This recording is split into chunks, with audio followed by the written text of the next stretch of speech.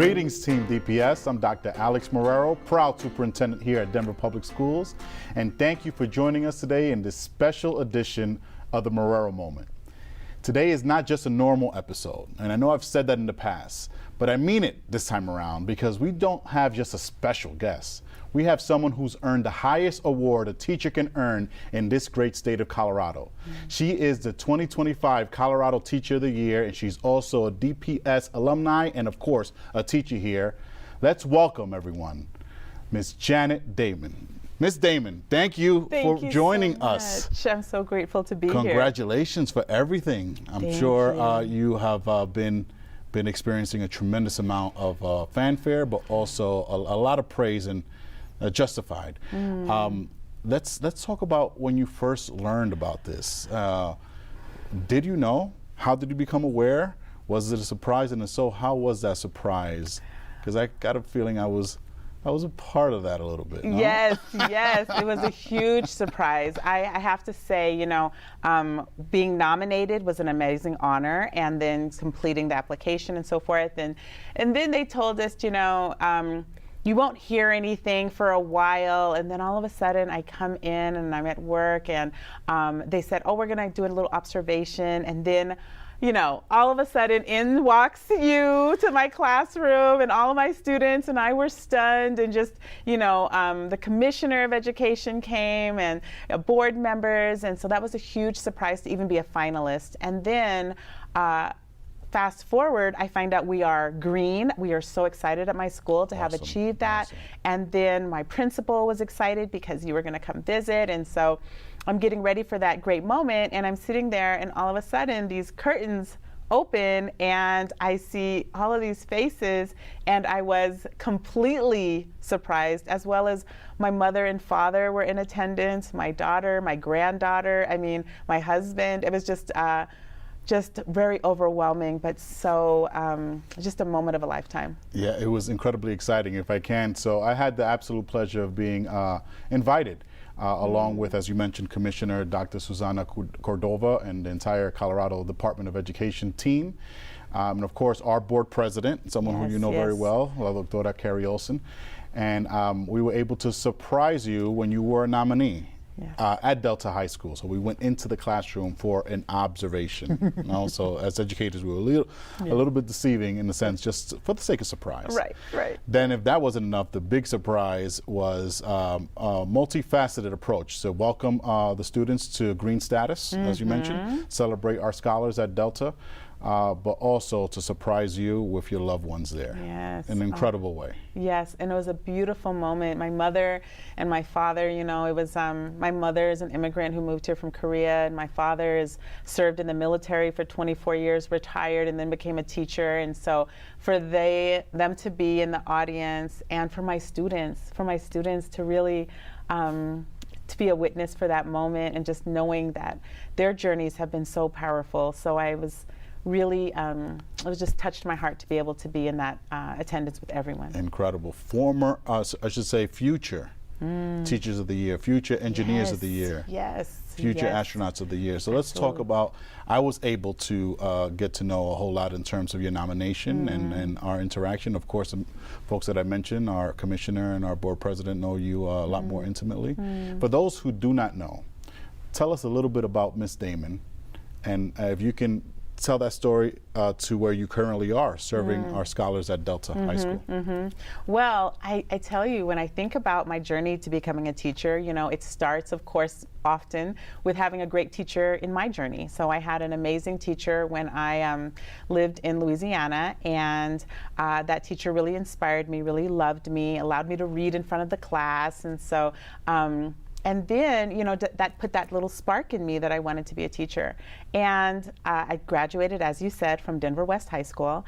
And D what? Denver, like West High School, yes. West High Cowboys, yes, D West. And so I knew I wanted to become a teacher, but actually I ran into some challenges. So I went to MSU, Metropolitan State University, and there I did all my teacher preparation until I got to student teaching. And then I realized I can't afford student teaching. That is a lot of a commitment. So I thought, my other passion is libraries, and I'm a lifelong reader. So I said, well, DU has a program. I got accepted into their master's program for library science, and so I took that path, and I started working at East High School and as one of the library support folks. And then there was a shortage of librarians at that time, and so I got a call from Dr. Jody Gehrig, who was in charge of library services at the time, and said, hey, we need more librarians. We have an alternative licensure program. And I was like, wow, what a blessing. So I ended up back at MSU getting an alternative pathway license for my teaching, but it actually ended up just building on what had already been in part of my experience. So after that, I started in 2000 at Oakland Elementary School, and then moved into library services, working in our high schools, and that's kind of like a journey that took me actually out of the classroom. So I had taught at Knoll Community Art School and loved it, and then I'd gone, my husband's in the military, so I went abroad for 1 year to England and to Germany. And then when I came back, I was working at John M.S. And so around that time, there was, turnarounds that were happening in some of our schools. And I got a call that said, I would really love to see me apply for this position in library services, and I did. And so there, for 4 years, I worked with schools to build their library programs. I worked with professional learning and doing work with school leaders through CELT, and so it was phenomenal. But there was this moment where I just said, I feel like I really miss the kids. I really miss working side by side with our learners. And so it took me actually back to the classroom. So I decided to go to Delta High School. And I feel like Delta is the Olympics of my skill set. It is the synthesis of everything that I have learned in my journey, from working with inquiry to working with multi-language learners to working and having trauma-informed and healing-informed practices. And so I feel like this is my 3rd year there, and I hope to retire from there. I just it's the home that I have for my instructional practices. So incredible. I counted 6 schools, don't know if I missed any, but I love the story. And Dr. Olson tells us so beautifully in terms of how you both and a team of educators making sure that we're in front of students at a time where things were very difficult in our district. Yes.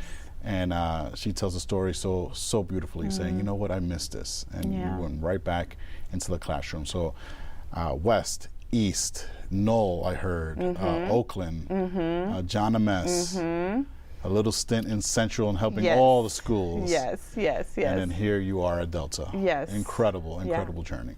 So I know that all days aren't the same, to say the least, right? Those tough moments that I referenced earlier that made you realize how impactful it is to be in front of our scholars is a perfect example of how some days can be tougher than others. Absolutely.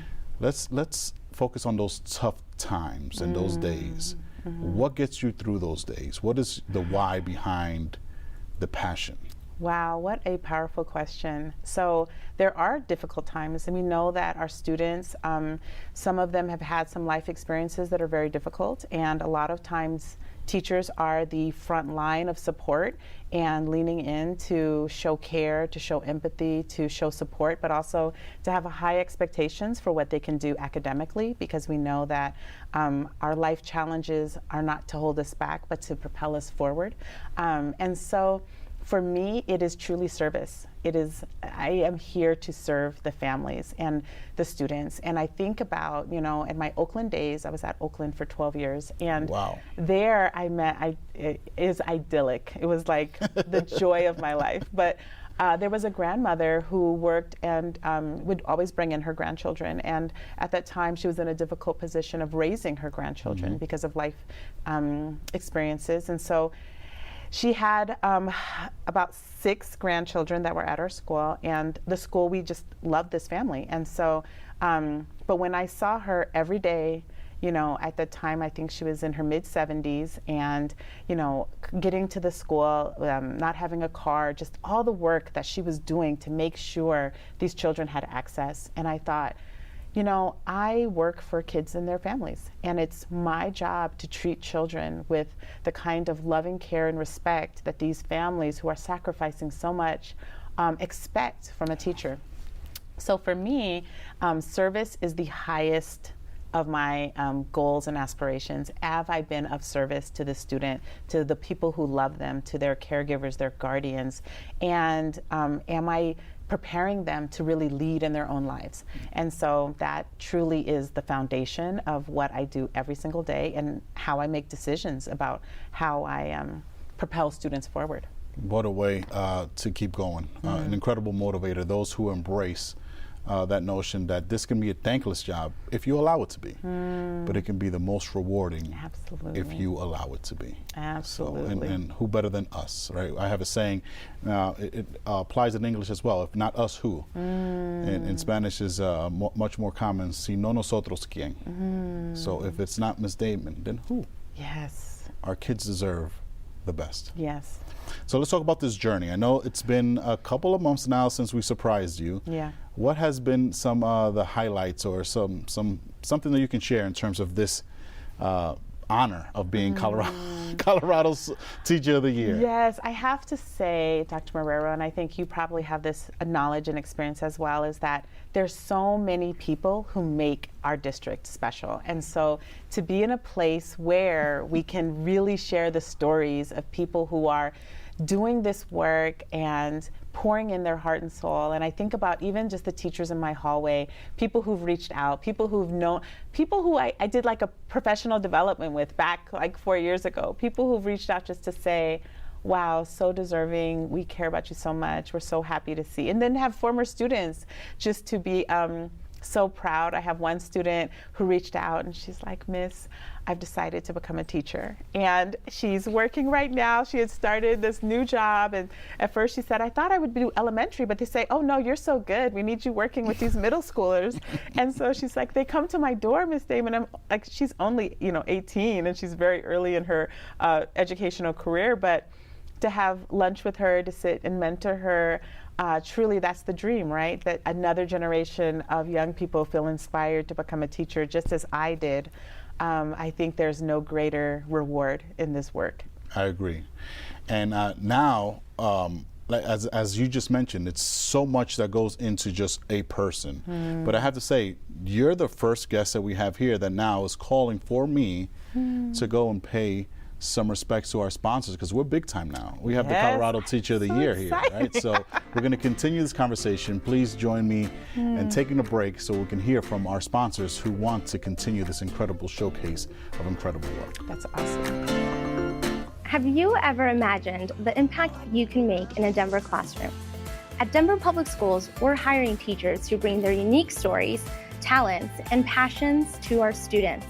Whether it's sparking a love of science, championing creativity through the arts, or inspiring critical thinking, your voice belongs in our classroom. With competitive pay, professional growth opportunities, and a community that values you, there's never been a better time to join DPS. Visit careers.dpsk12.org to apply today. That's careers.dpsk12.org. Let's shape the future of Denver together.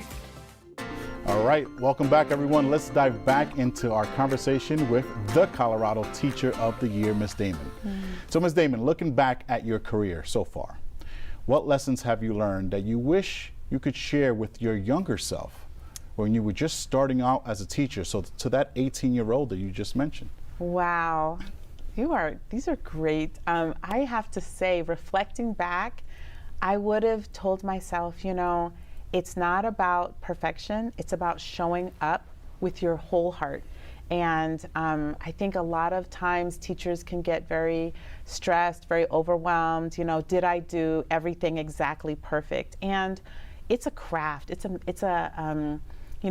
are times where when students show up with so much of a load of complexity on their heart, it's okay to pause and just listen. It's okay that sometimes, we take that moment to honor what's coming up in the classroom organically and bubbling up. And every question that students have that they're sharing with us is an opportunity to teach a big lesson about life, about the world. So really, I would have said to myself, be resilient. Just, know that every day there'll be new challenges, but every one of those challenges is a new opportunity for growth.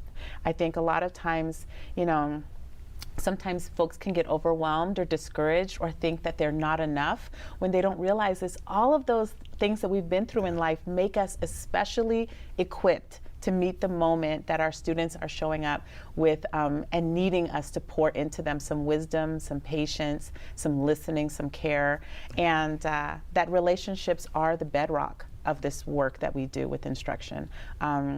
James Baldwin once said, you cannot learn from someone who does not love you. You can't, so we want to make sure that students know when they walk through those doors, I care about you. I'm here because I care about you.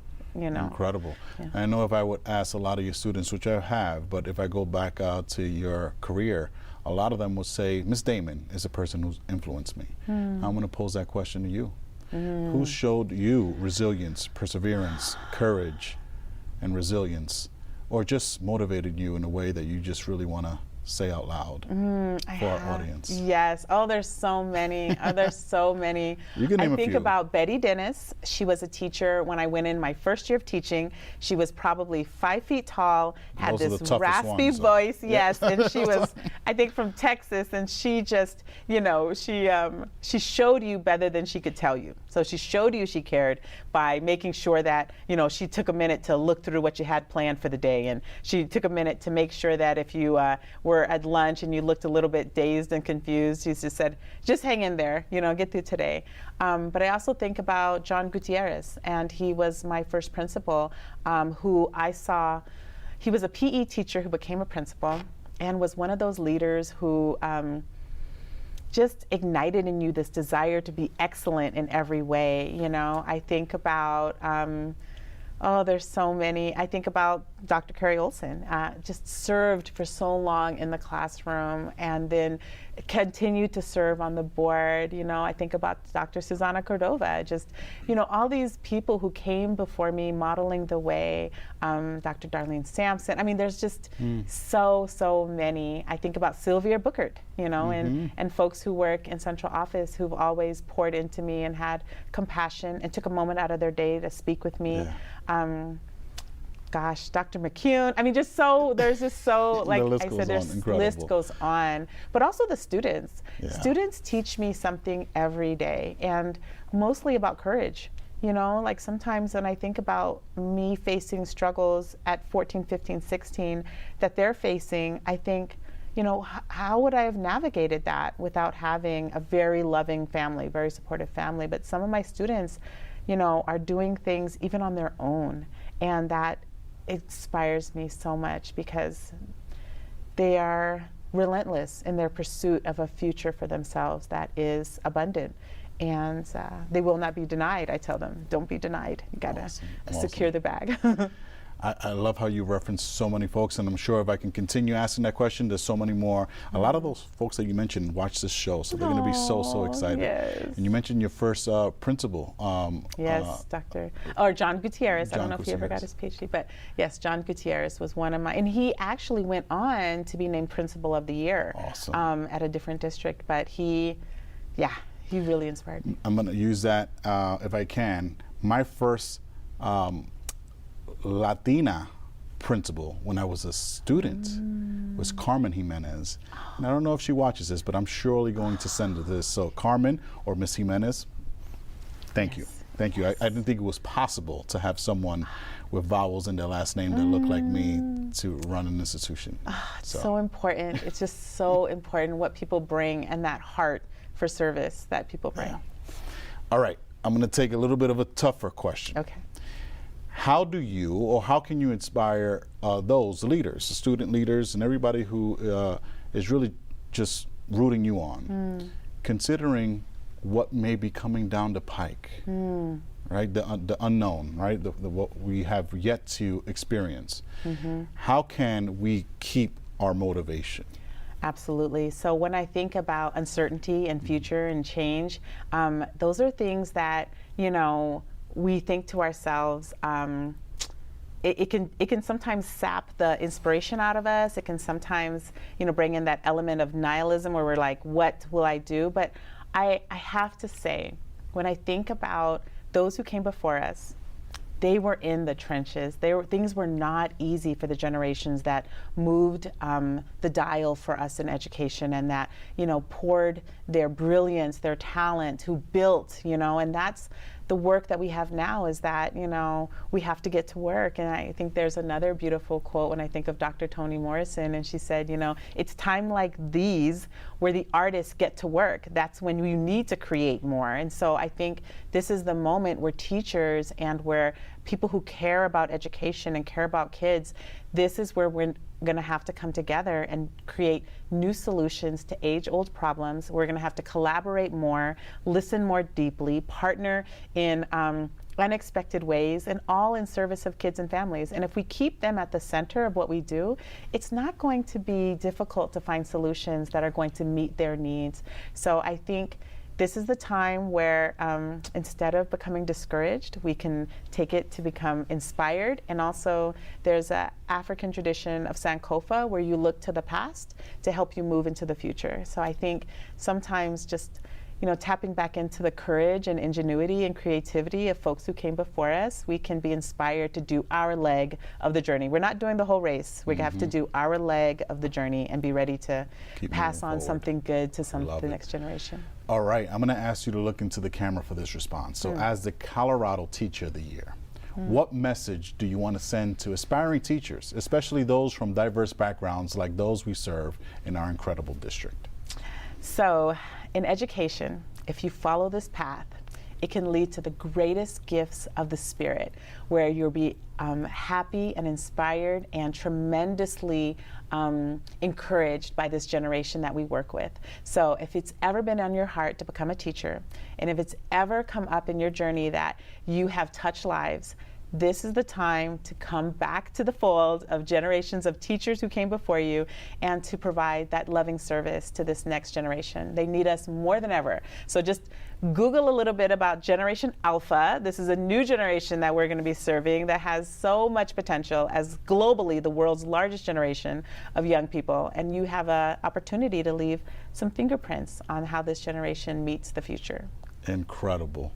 What an absolute pleasure, Ms. Damon. Congratulations. The battle is not over, because we're rooting for you to become the National Teacher of the Year. Thank you. And hopefully this becomes viral, because people need to hear your message and know what you do, and of course our incredible district and our incredible scholars as well. Yes. Thank you so much. Thank you for making time out of your incredibly busy schedule, impacting those incredible scholars to come join me and have this conversation. But I believe it's going to really hit the masses, and rightfully so. I want to thank everyone in our DPS community for joining us and being part of this and the many conversations that impact our scholars on a daily basis. You can subscribe to all DPS content like Marrero Moment by searching the Denver Public Schools podcast. I'll see you next time. Ms. Damon, join me by doing this.